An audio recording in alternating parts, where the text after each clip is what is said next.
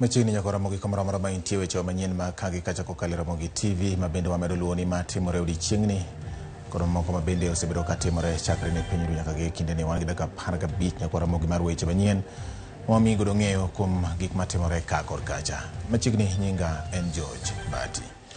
Do Nakuru oweyo seneta ma Uasin Gishu Jackson Mandago kod achije mamoko ariyo magin Joshua Lelei kod Meshak Rono gi rambun mar milion 2 kata omenda maching maromo 500,000 bang' nojnegi ka itudogi kod mibadhi mokwako omenda mane ochoki kod tend Mandago e kinde mane en gavana mar kaunti ma Uasin Gishu mar siro somb jopuonjre mawuok e kaunti no mane dwa dhi yudo tiegruok e piny Canada kod Finland. Jal bucha Lois Ndege owacho magi e kinde ma okila Joseph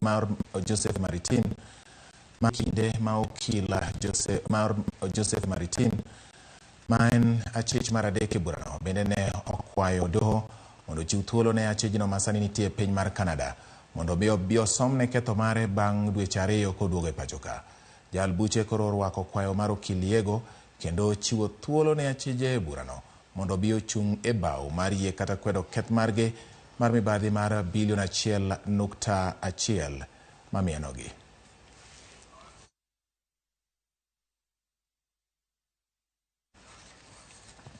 Wasudu nyime nyako Ramogi kendo wang'iyo motendre kod weche mag siasa. Moko kuom senators mag Azimio oseyo jambetre mar piny Amerika e pachoka Meg Whitman ewi weche mane owacho e kinde romo kata mane owacho e kinde romo mar governors manyoro kama ne owacho ni yiero mag 2022 ne otim e yo mauyanga. Senator ma Kitui Enoch Wamboa, Moses Kajwang' ma Homa Bay kaachiel kod Oburu Oginga ma Siaya onyiso Whitman mondo othegre gi siasa ma pachoka. Jotelo wacho ni weche mag Whitman no ewi yiero mane okwedi e doho ma malo mogik e pachoka ok nyis chung' mar piny Amerika ewi kedo ne thuolo mar demokrasia e piny mangima. Bende ne gichaye kuom siro osuru ma piny owacho mar Kenya Kwanza osebedo ka thung'ogo oganda jo Kenya.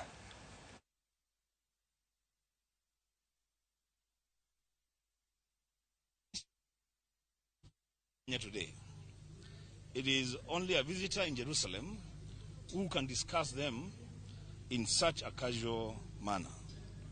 The American government is definitely not a visitor in Nairobi,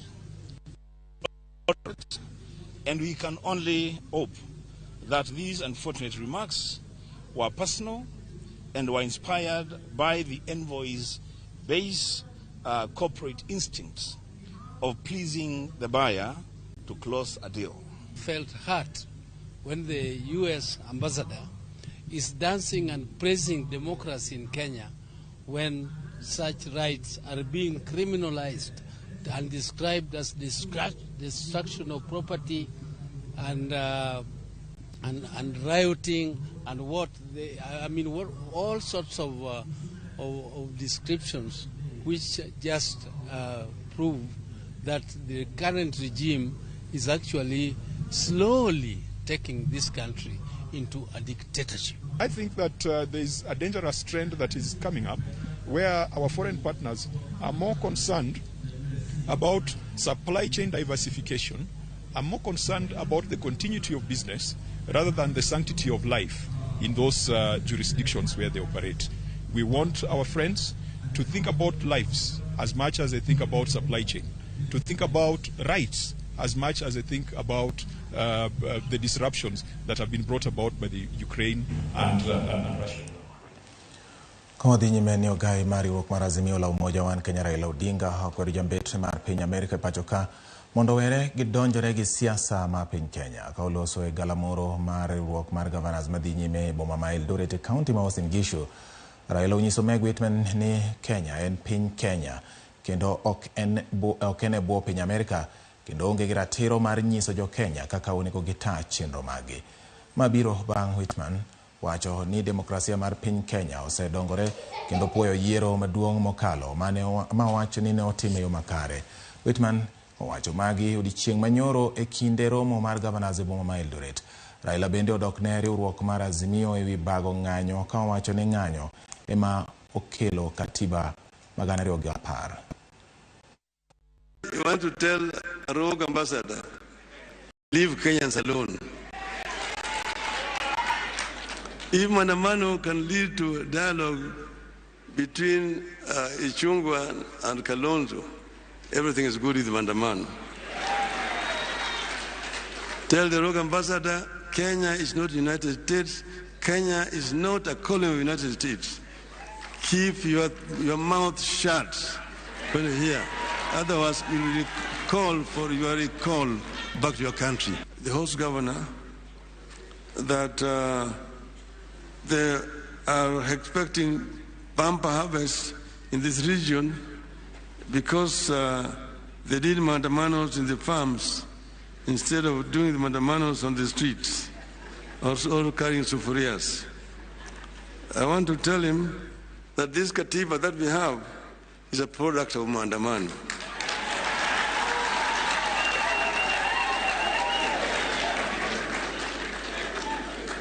And I also want to remind that if mandamano can help families whose children were cheated or money being taken to Finland, there's nothing wrong with mandamano.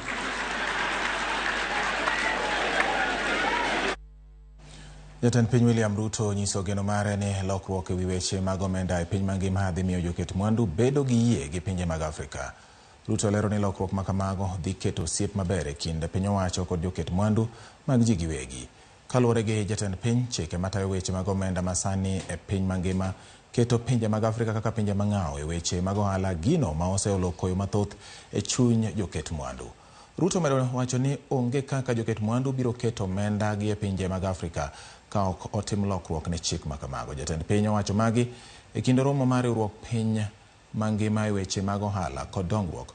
Romono bende ne oyuore kod ogawi mar jotend migepe Musalia Mudavadi, jotend migawo mar omenda Njuguna Ndung'u kod jatend migawo mar ohala Moses Kuria.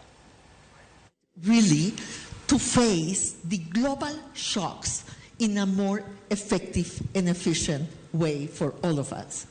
So one good thing that happened during COVID is that the SDRs were issued. There was an emission of SDRs. That is one of the few instruments that we have at hand, and that has to be welcomed. But we know that the SDRs are distributed according to the quotas of the countries in the International Monetary Fund.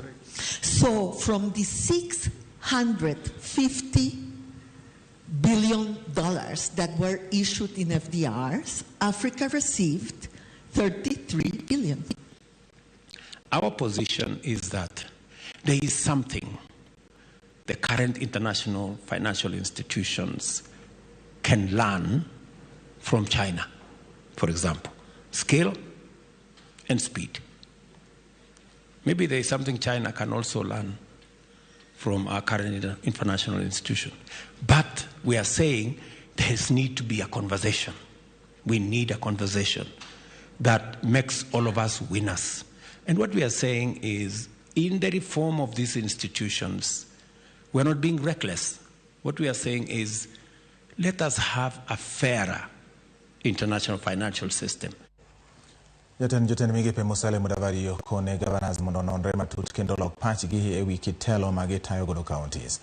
Mudavadi okwayo jotelo duto ne nyaka mago matiyo e piny owacho mamalo mondo mi uti makare mar kelo dongruok ne sekta magitiye. Owacho ni kata obedo ni lokruok oseneno nyaka ne tend gwenge chakre higni 10 mokalo, pod nitie gik mathoth ma jotelo nyalo timo mondo gimed bero piny Kenya. Mudavadi loso e kinde yango romo mar governors madhi nyime boma ma Eldoret, kendo wacho ni kata obedo ni jotelo osetiyo makare, achiedh nade kaka gope mag piny owacho, weche mag budget kod ndiko jotich moromo pod ng'iko chenro mag dongruok e thurka. Say that if the 2010 Constitution is the crown for the country, then devolution is the critical jewel in that crown. So the question that we all go away asking ourselves is, if you're a governor and you have your administration in your county, taking from that pitch, are you a facilitator or are you an obstructor?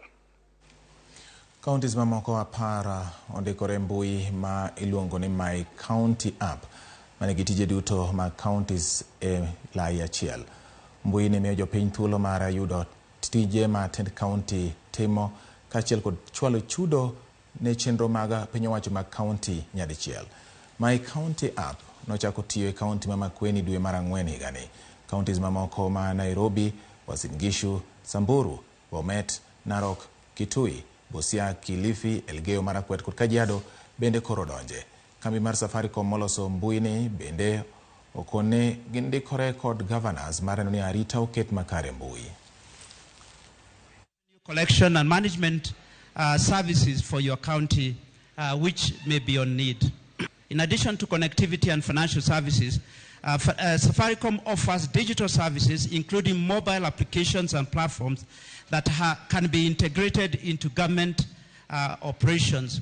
This includes 26 counties automating business registration services and licensing processes, making it easier for micro, small, and medium-sized enterprises to formalize their operations. It's currently being implemented in 11 counties. I'm told that has gone to close to 15 now.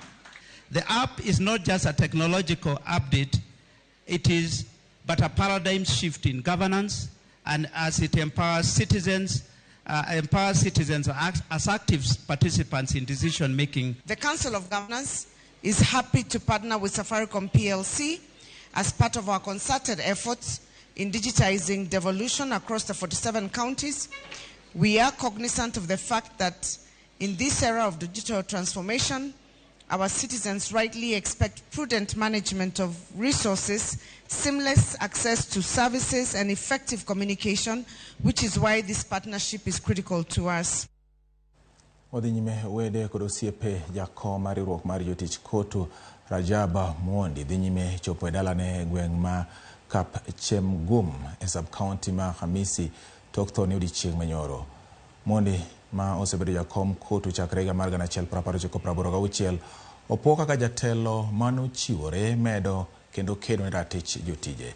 Familia mare kotelne koda nyare Beatrice Jahonga Mondi owacho ni gilalo wuoro kod osiep.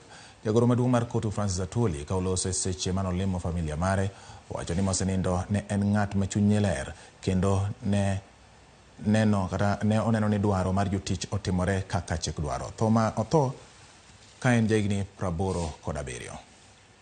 That we have lost a veteran labor leader in this country, a leader of international repute, the one who made most of us to be where we are, Rajab Mondi, who has been in labor movement throughout his life. And indeed, we know they are lived the way we are, and that is how it is in history. We are here today, tomorrow we are not there. But what matters is how do we live those, what is our legacy, and what type of people we are leaving behind. To us, it's leaving a very strong, united labor movement behind. It's also has left a very vibrant family of labor leaders in this country. Amekuwa baba ambao alitupenda, hakuchagua mtoto wowote. Sisi alituweka pamoja kila wakati, na amekuwa akituonyesha hata jinsi tunaweza kuishi na kukaa na wengine.